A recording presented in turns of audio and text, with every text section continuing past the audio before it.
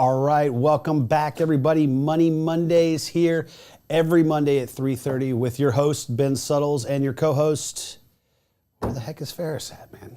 Ferris, you're supposed to be in here, man. Come on. No, I'm just joking, folks. He is not here again. He is off at NMHC. So for anybody that knows, that's the who's who of multifamily, brokers, lenders, everybody in between. I didn't get the invite. Somebody has to stay back and actually do some work. So I'm here with you, lovely folks. Welcome again, Money Mondays. We do this every Monday at 3:30-ish. And today we're talking about how to invest in real estate in 2022 with little to no money. People are going to say, what? Was this some kind of a get-rich-quick scheme? Is this even real? Yes, it really, really is, folks, right? There's other ways that you can get into deals without having millions and millions of dollars. Trust me, ask me how I know. I didn't have millions and millions of dollars whenever I started off either. I still don't. So let's get right into this. In this video, you will learn all the ways you can invest in real estate with little to no money. Let's get started. All right. So there's plenty of ways to get into these big multifamily and small multifamily deals in a myriad of ways. We've talked about this on the show in the past, right? It's all about adding value, folks. Don't be in it just to make a quick buck. Don't think that you're going to retire off of one or two deals and you need to have the lion's share of the GP in the deal. Doesn't work like that, right? You can get extremely wealthy in this business, but it takes time, right? The 5 years to retire and you're gonna be sitting on a beach for the next 40 years.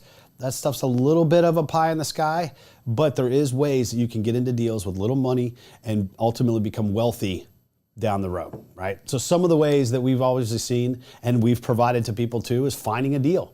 The most important thing right now, there's a ton of equity, there's a lot of loan options out there, but there's not a lot of deals or not a lot of good deals, let's put it that way.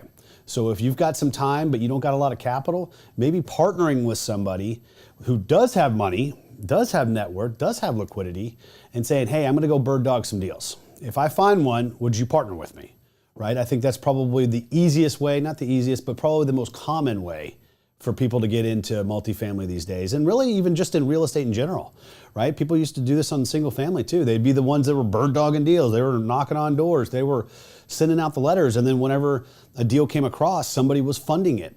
Same concept here, folks, right? You can do that. You just got to be out there. You got to be hustling. You got to be making the phone calls. You got to be doing your property tours, and ultimately, once you find a deal, maybe even underwriting a deal, is another option, right? So that's part of that same kind of acquisition process. But maybe you say, hey, I'm not very good on the phone, but I'm good with a spreadsheet. Again, that's another way to add value to a transaction, to a partnership, and ultimately might be a way for you to get yourself into the door, right? Again, what do you need there? You just need some Excel spreadsheet, skills and just have an Excel. Most people can afford that these days. You don't need to have hundreds of thousands or millions of dollars in the bank account to do that. Raising capital. Right? Now, that's not the only thing. We've talked about this on this show before. You can't just raise capital and that be the only role that you have within the GP, but it's definitely a big subset of what you need to bring to the table. And so maybe you have, a bunch of friends and family that you can pull together $1 million or $2 million, right? Not everybody has that, but some people do. Or some people, run within very affluent circles, or maybe have networking, events that they can go to from, where they got their MBA, and we've seen that too.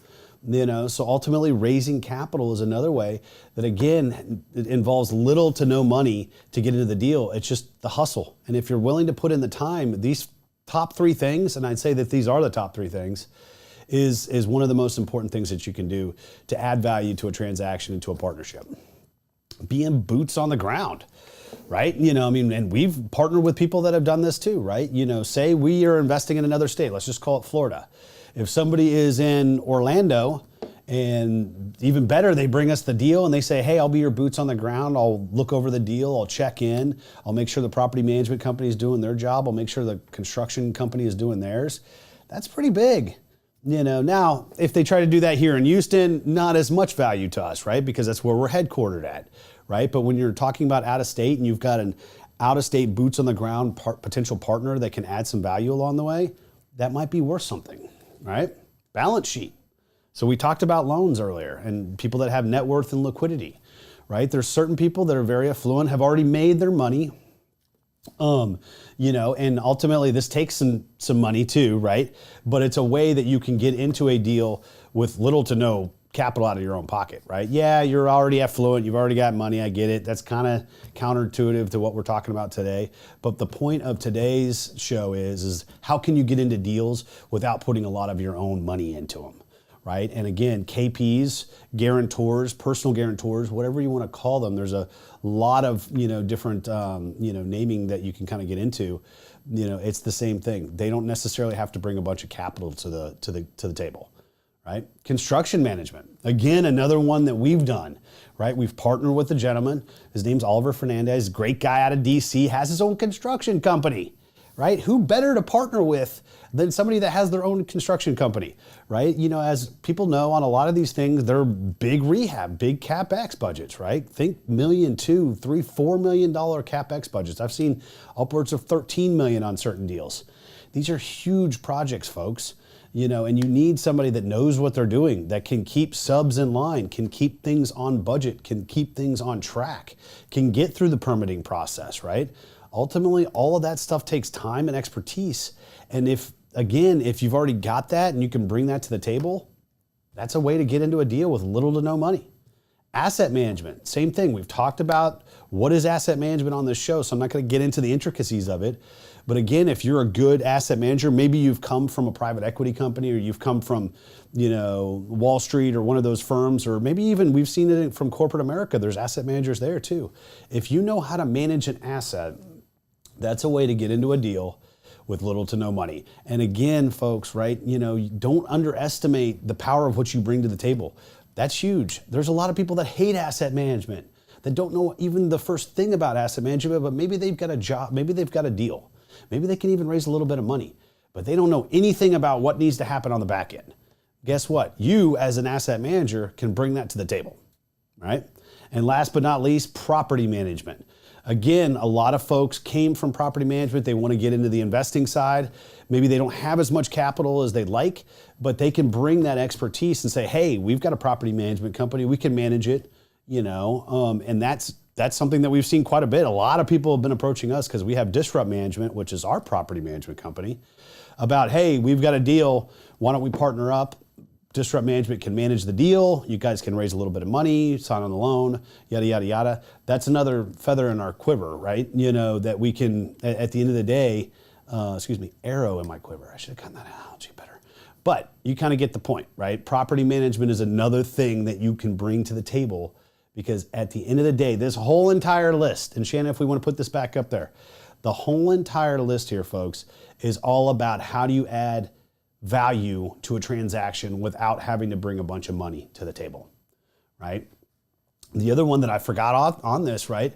And ultimately this takes a little bit of money, but it's another way of adding value to a transaction, is providing the earnest money or the at-risk capital. Again, you probably need some money to do that, so I kind of left it off of this list, but it's another way that people are getting in and partnering on deals and getting things done. So, you didn't think that there was any way to get in with little or no money to these big multifamily deals? I just squashed that myth right then and there. Plenty of opportunities, plenty of ways. You have to sit back and you have to determine what is your superpower, what are you good at, what can you bring to the table. If you don't have any capital, you need to be thinking about one of these things, because if you don't, unfortunately, it might be a challenge for you to go out and buy any amount of real estate if you can't bring one of these things to the table. And again, folks, I'm not just talking about multifamily. I'm also talking about single family. I'm talking about any real estate in general, right? Add value. Most important thing, and take action. That is what 2022's theme is going to all be about, adding value and taking action this year. All right, so we're going to get to some Q&A because I'm moving quick. Got my coffee going here. All right, we had a couple come in, but I do encourage you guys, if you got questions, comments, give us a like, give us a share. If you've thought of other things that could add value or get into a transaction with little to no money, we want to hear about it, folks. Add value to other people, the other listeners that are listening as well. And these were just some of the questions that had kind of come in ahead of the show. So I'm going to go through these and we'll hopefully get some kind of strolling in here in a minute. So one question, would you recommend a hard money loan? So I would probably say it depends on the deal, right? When you're talking about bigger transactions, the expense of that is going to start becoming astronomical, and you probably have better options because there is a lot of bridge lenders, high leverage bridge lenders that can bring you 80-85% of the purchase price and can ultimately probably be a lot cheaper than a hard money loan. Because what I want people to understand is there's different tranches of money. Think of permanent financing. The stuff that you get from Fannie or Freddie is like the Cadillac of loans. Below that, if you've got a deal that's a little bit more hairy, maybe not stabilized, something that Fannie and Freddie aren't going to like, you're going to go to a bridge loan. Right now, bridge and Fannie in terms of interest rates and leverage, or excuse me, just interest rates, because leverage is way better on a bridge. Interest rates are about the same, folks. You're looking at anywhere from 3.25 to upwards of 4, just depending on the deal. Sometimes it's a little bit higher if there's some circumstances there. But there's plenty of debt options out there. Then you have hard money, right? And why would you do hard money over any one of those other ones? I would say typically it's the really hairy deals. And if you can't find a bridge lender that can take you out, then you know that you've got something that's like boarded up, been vacant for years, needs a ton of work, something that maybe had burned down or is half burned down. Those things are there's a lot of execution risk there. And so for anybody to lend you money on that, they're going to charge you a high rate. Think anywhere from 8 to 12% interest. And they're going to want you to refinance them out with, I've seen it as low as 6 months. Typically, they might give you upwards of 2 years, and that's it. Because that money is extremely expensive, right? Think of 12%, it's quite a bit, right? When we're talking about 3.25 on some of the other debt, so you have to take that into consideration. So there is some subset of deals that hard money makes sense, but I would say at the end of the day, be very leery and understand what you're getting yourself into, because the hard money lenders have had a reputation of kind of being sharks in the past. I don't know really, I'm maybe painting them with a broad stroke, and there's probably some that are really, really good. We've never used them. If I've ever had a hairy deal, and we've had a couple, trust me, I've always done bridge lending. So that answers that question. What else we got? Do you have any equity raising tips for newbies? Oh, this one's tough. Well, I was going to ask Ferris, but he's not here.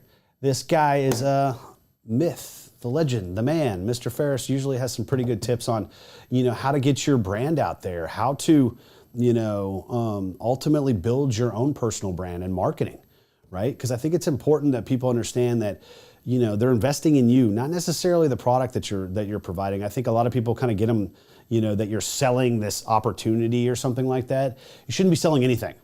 Ultimately, people do business with who they like, know, and trust. And you've got to start by building your own personal brand, adding value to people, putting good content out there, being a thought leader in the space. And that all starts with marketing, right? That all starts with social media. That all starts with the internet these days.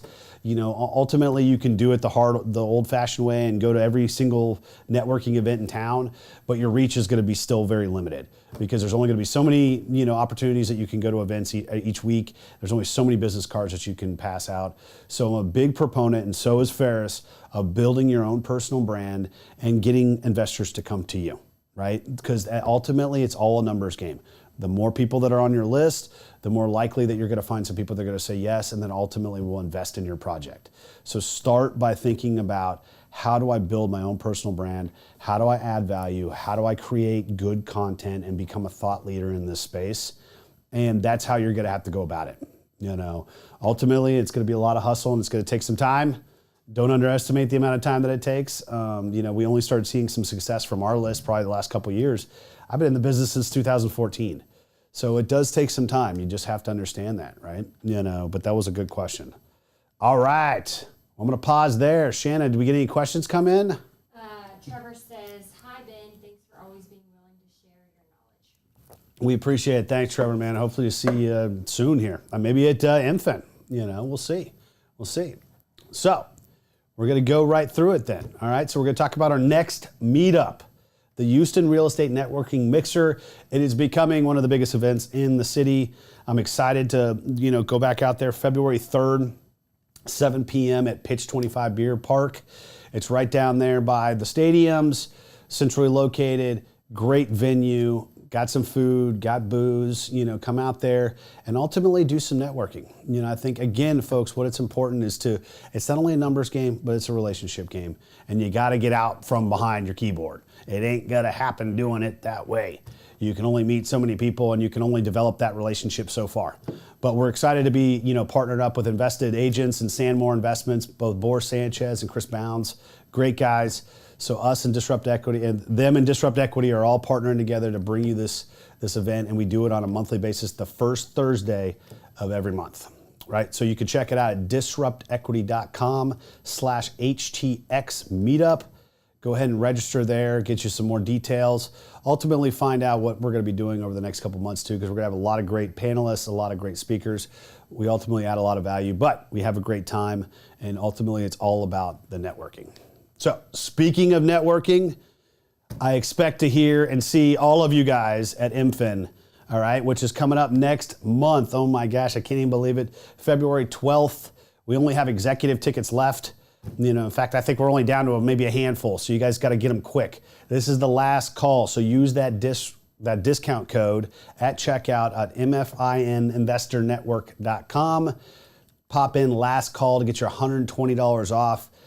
Again, I don't think we're making any money. Shanna, you're killing me with this stuff, but we enjoy it. It's all about networking. It's all about giving back. We got the great Robert Helms. We got Garrett Sutton. We've got Tom Wheelwright, some of the Robert Kiyosaki's real estate advisor guys. I mean, I've read Tom Wheelwright's book 10, 15 years ago. He's the king on CPA and tax strategies within real estate. Come out there, check that out. Got a lot of great panels. And ultimately, there's going to be about 400 or 500 people there, folks. So if you're new to the business, you want to learn a little bit, meet the vendors that we work with, potentially, find some investors for your projects or potentially invest in some people's projects, come out there. We've got a hodgepodge. It's typically 50-50 between operators and investors, out there. And then we have all of the vendors that we use coming out to these events and ultimately being the sponsors of them. So check it out, mfinvestornetwork.com. Pop in last call and get your $120 off for the executive ticket. And we will see you there. And we time boxed it. That is January 31st is the end of that. So that really is the last call. And then February 12th is when the event is. So that's coming up pretty quick, less than a month. So we look forward to seeing all you guys there. Trevor says, see you at MFIN. And yes. Then Amanda says, looking forward to it. Always a great event. Thank you, Amanda. And then Dalton Maya says, happy Monday, Ben. Thanks, guys. We appreciate you tuning in. Hopefully I'm adding some value here. And ultimately, reach out to us. If there's a topic that you want us to cover, we talk about everything. Obviously, we're multifamily guys. We like multifamily, but we like real estate. We like technology. We like partnerships. We like, anything and everything about being an entrepreneur. We can talk about a myriad of topics, right? So go ahead and reach out to us if there's something that you want us to talk about, or maybe just a question that you'd like us to cover on air. We love this to be interactive. So please, reach out to us and we'll work it into the schedule. So what is coming up next, folks? Oh my gosh, apartment investing out of state. I don't know how I'm going to do it, but hopefully Ferris will be back and I'll be able to rely on his expertise on this whole thing. Because we do know a little bit about investing out of state. We weren't just investing in Texas. In fact, we started off investing in Georgia whenever we started Disrupt Equity. So we know a little bit about doing it, and there is some nuances to the process. So check it out, because you're not always going to find the best deals in your backyard. You got to spread your wings a little bit, especially right now with how competitive the market is. You got to be looking out of state and in different multiple markets, folks. So stay tuned. That's coming up next week, 3:30 next Monday, Money Mondays. We're going to be talking about apartment investing out of state.